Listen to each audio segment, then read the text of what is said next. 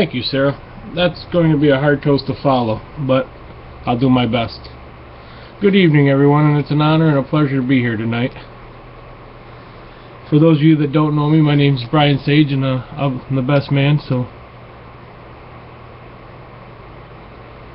although being asked to be the best man was a task that made me kind of nervous, that I know I had no choice but to do it, because, you know, not every day you get asked to do something special like this.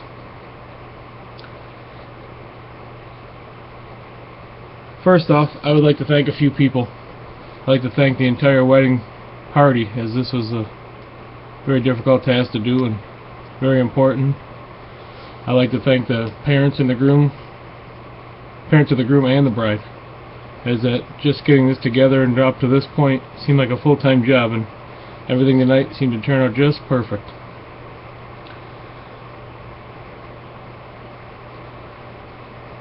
I would like to thank Jane and her family for not responding when the preacher asked, is there anybody that would like to stand up and object at this time? I told John, you know, this might not be a good idea. You might want to just leave that part out.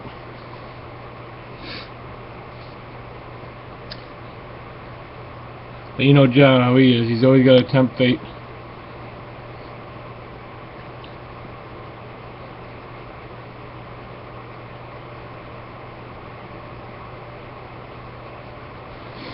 It was all started, you know, a little while back.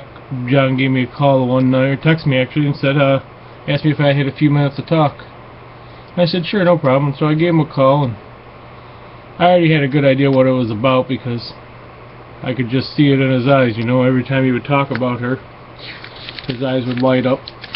Every time she came into the room, I could just see, every time he started talking about her, it was just that something special in his eyes. He'd start to sparkle, and he'd light up every time he talked about her. He told me that he thought she was the one and that he was going to ask her to marry him. And I told him, if she says yes, you better hurry up and do it before she changes her mind or comes to her senses.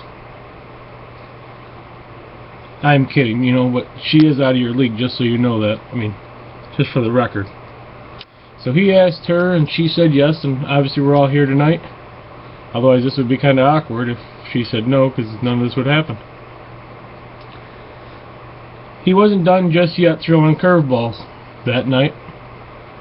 You know, a few weeks went by and gave me a call and said, well, me, you know what? You're the man. I said, I know I'm the man. He said, no, stupid, the best man. Wow. Talk about making me nervous. I went from thinking about how enjoyable the night was going to be and how much of a party the reception was going to be to nerve-wracking, because I had to deliver a speech that was worthy of this occasion. John and I haven't always seen eye to eye, and that's something that during marriage that you're going to realize is going to be very important. You don't always see eye to eye. But our friendship never changed, just like your relationship should never change over that.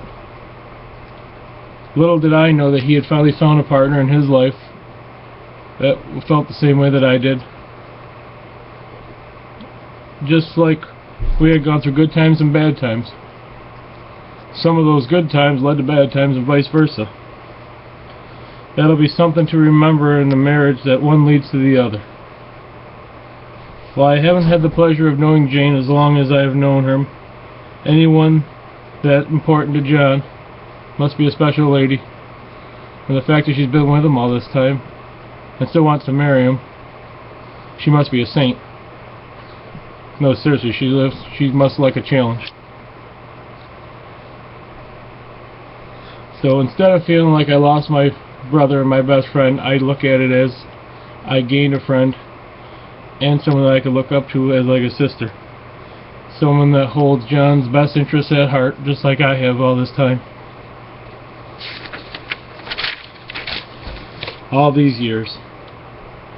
So on behalf of myself and the whole wedding party, I invite you all to join all of us as we celebrate this union.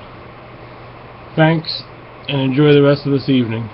Cheers to John and to Jane on the first of many. Congrats, thank you, and have a good night.